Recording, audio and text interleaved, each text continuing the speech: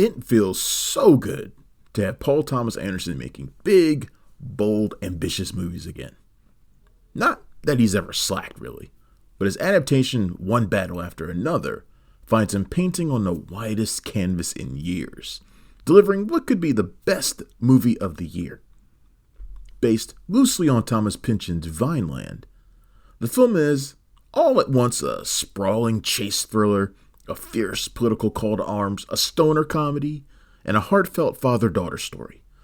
That it also boasts one of Leonardo DiCaprio's finest performances and the arrival of a future star and newcomer Chase Infiniti. There's just more reason that you should drop everything and see this movie right now.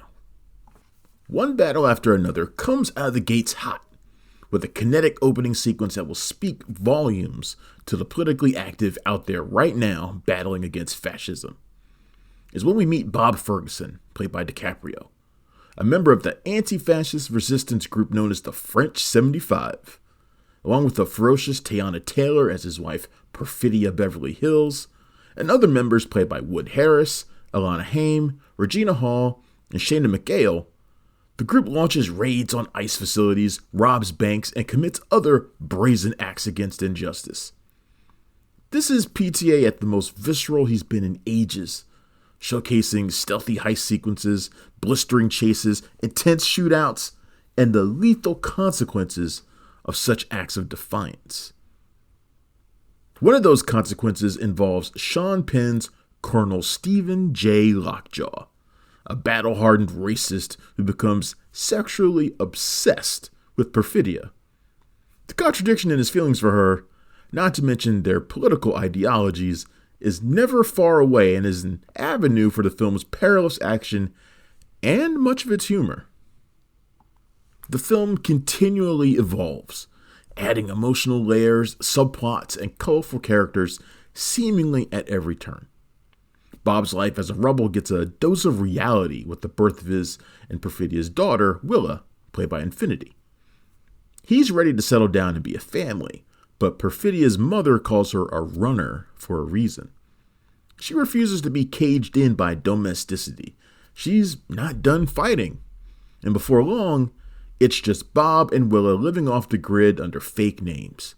He becomes a paranoid stoner and overprotective parent, while Willa is just trying to be a normal teen who hangs out with her friends and practices karate, with Benicio del Toro as a literal rebel sensei, kind of a hoot really, and tries to look out for her old man when she can. But it's also clear that she has a bit of her mother's defiant spirit in her. Legacy, in particular the legacy of a parent passed down to a child, is at the heart of One Battle After Another. Bob and Perfidia fought for a just cause, and they did it with extreme prejudice. Those actions can't easily be taken back, and repercussions are passed down to Willa, who didn't ask for any of it. But they could also be seen as heroes, and maybe some of that can be passed down to her as well.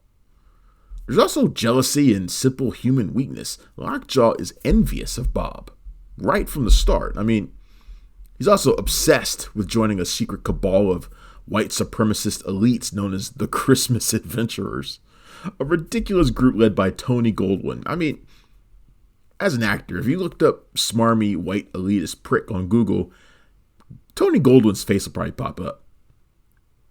If Lockjaw has become a member, he'll need to wipe out his past mistakes, putting Bob and Willa in the crosshairs again.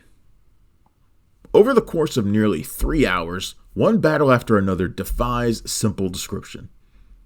It bounds effortlessly from gripping moments of tension to ludicrous hijinks to quiet moments of tenderness between loved ones and brothers in arms. In Lockjaw, there's also a fair share of stuff that will make your skin crawl. I mean, he is such a despicable character, a man who is both terrifying and absurd, consumed by greed, frailty, and hatred. Penn's performance as Lockjaw is a standout, in particular the way he moves like he's got a stick up his ass. But it's DiCaprio who is the film's emotional heartbeat. As Bob, DiCaprio delivers comedy and anxiety, flopping around on the floor and begging for a pair of nunchucks one minute, to fearing for his lost daughter the next. It's a role that asks DiCaprio to be a lot, and to shift gears at a moment's notice. And of course, he nails it because, he's Leo, that's what he does. Infiniti confidently holds her own opposite two heavyweights in DiCaprio and Penn, while Taylor's fiery performance reminds us that her startling breakout in 1001 was no fluke. She's incredible, a force to be reckoned with, to such a degree, we can understand why Lockjaw simply can't let her go. Aided by Michael Bauman's sweeping cinematography and Johnny Greenwood's riveting score, with a couple of choice eclectic needle drops, one battle after another builds steadily to a remarkable final act featuring one of the best car chases in recent memory. Filled with quick bursts of violence, shocking betrayals, disorienting rolling hills, and more, the finale takes all of the film's complexities and boils them down into an emotionally satisfying conclusion. While one battle after another leans heavily into left-wing politics and has a clear point of view on America's current authoritarian bent, it is ultimately a story about a father's love for his daughter and his reconciling with the past to build her a better future. Of course, a better future is something that one has to fight for. From one generation to the next, one battle after another, it never ends. You won't find another movie this year that feels so alive, so essential, so charged with the power of love and revolution. Do not miss it. One Battle After Another opens in theaters on September 26th, and it gets a 5 out of 5. Thanks for checking out the show. If you like what we're laying down, please subscribe to our channel and click the bell to receive notifications for all of our latest stuff.